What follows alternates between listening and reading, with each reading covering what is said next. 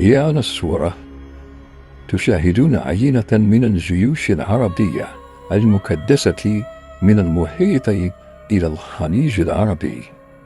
يزن الواحد منهم قنطارا أو قنطارا ونصف، يتشكل من عضلات كلها عضلات.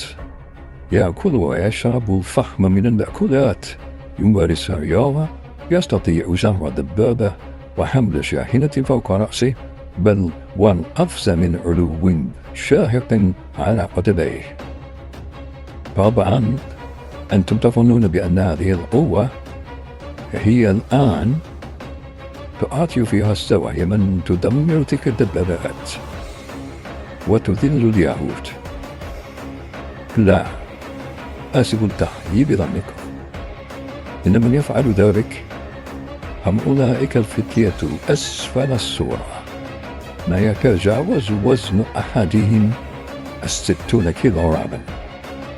ليسوا مفتولي العضلات، لا يأكلون من أفخم المأكولات، ولكنهم أدبوا خامس أقوى جيش في العالم، هو معه أقوى جيش في العالم، أقصد إسرائيل والأمريكان، ثم تتلوهم ألمانيا وفرنسا وكندا وكل الدول والإمارات. هؤلاء الذين يظهر على وجوههم البراءة كأنهم أطفال، هؤلاء هم من يمتعون أعينكم بتدمير الدبابات والشيء الصهاينة الأنجاس داخلها. هؤلاء الأبطال الذين يغطون وجوههم كي لا تنتقل منهم الصهاينة ومن عائلاتهم. ليس جبنا كما يروج بعض الصهاينة العرب من الإماراتيين والمصريين وبعضهم. نعم، هؤلاء هم من يقدمون تلك الأرض التي تشاهدونها.